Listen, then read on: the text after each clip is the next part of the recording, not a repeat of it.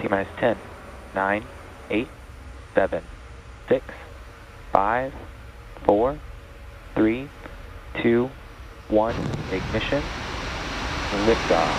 Go SpaceX, go SpainSat NG I.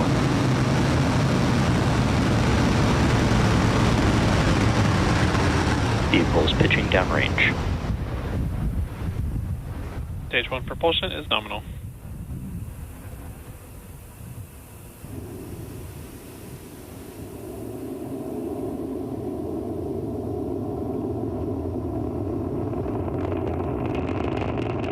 T plus 30 seconds, Falcon 9 has successfully lifted off from Complex 39A at Kennedy Space Center.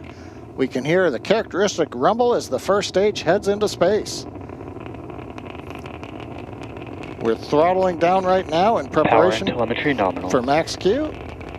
Good call out, power and telemetry nominal, reports avionics.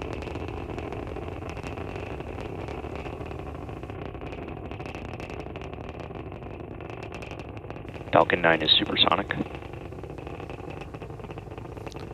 And we have throttled back up to power.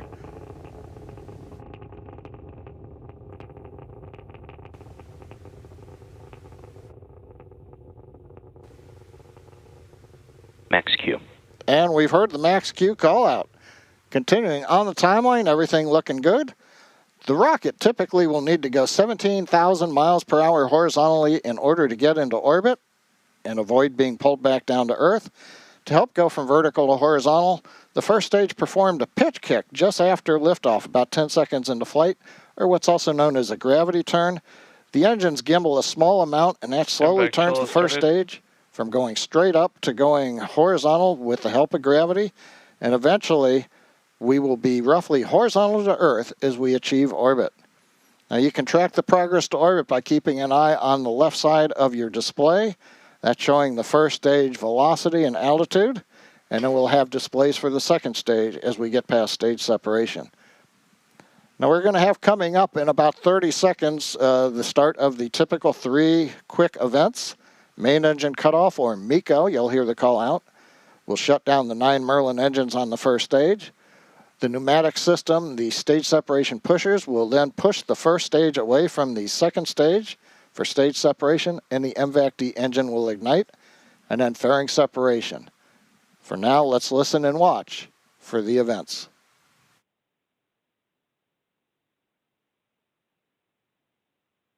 Main engine cutoff. Stage separation confirmed. MVAC ignition.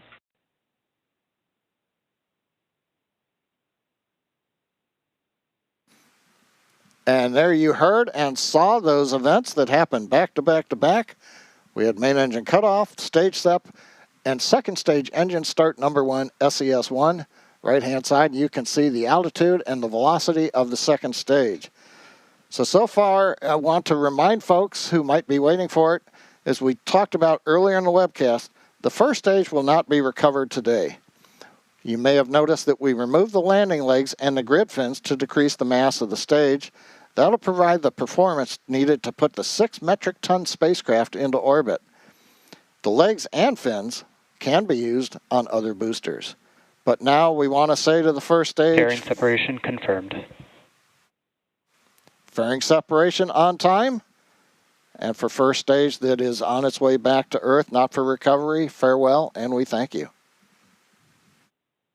Now the fairing halves that you just saw separate from around the SpainSat NG I spacecraft, we'll be attempting to retrieve those halves once they fall back to Earth using our recovery vessel Bob. Now the fairings will orient themselves as they come back down with gas thrusters for entry into the atmosphere, and as they near the ocean, each fairing half uses a gas-powered deployer to release a parachute.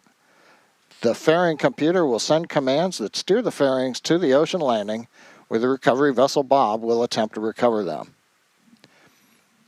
Now we've got a few minutes until our next major event, SECO 1, which is where we'll shut down our MVAC-D engine on the second stage in the parking orbit.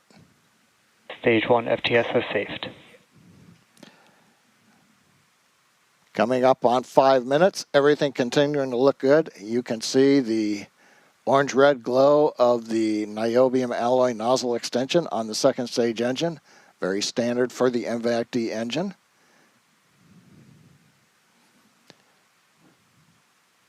5 minutes, everything continues to look good.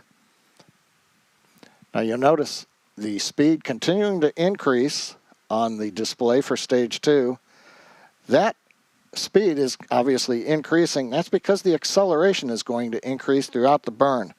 The thrust of the MVAC-D engine, just over 220,000 pounds of thrust in vacuum, stays constant during the burn. But as we burn off the propellant, the mass is decreasing. And so for those who remember force equal mass times acceleration, if the force is constant but the mass decreases, the acceleration is going to increase. For this first burn, the stack will be doing about 3.8 G's acceleration as we get to SECO 1.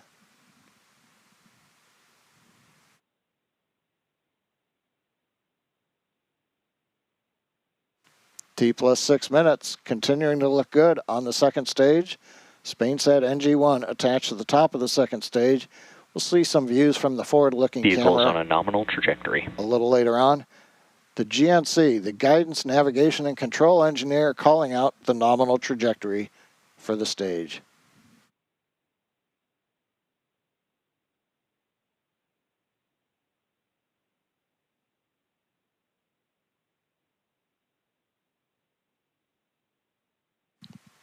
Six and a half minutes into flight, continuing to look good on the burn. Next major event's going to come up a little bit after 7 minutes. We should hear a call out of terminal guidance on the second stage as we begin to get ready for shutdown at T plus 8 minutes and 1 second.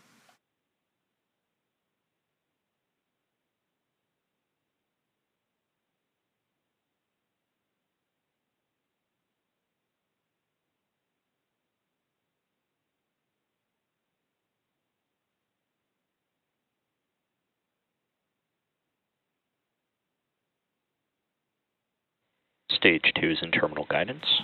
There's the call out from GNC.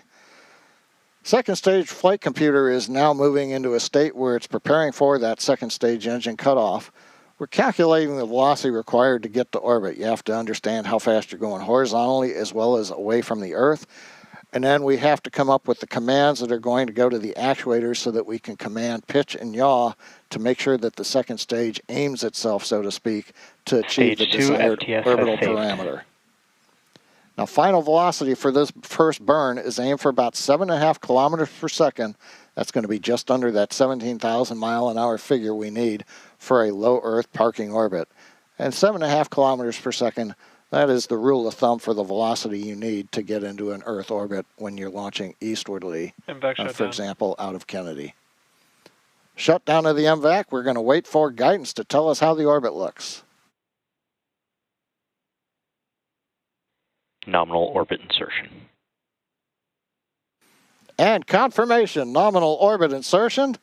We're through second stage engine cutoff number 1, SECO 1. We're right where we want to be in orbit. Now, the second stage, and we've got another nice view looking forward from the payload attached fitting up at SpainSat NG I. We'll have more views as we go through the webcast, but for now, we're embarking on a coast phase on the second stage, spacecraft still attached. Following this coast, we will relight the MVAC engine for a second time. That's going to happen around T plus 26.5 minute mark. And then about 4.5 minutes after that, at T plus 31 minutes, we will actually get to spacecraft separation.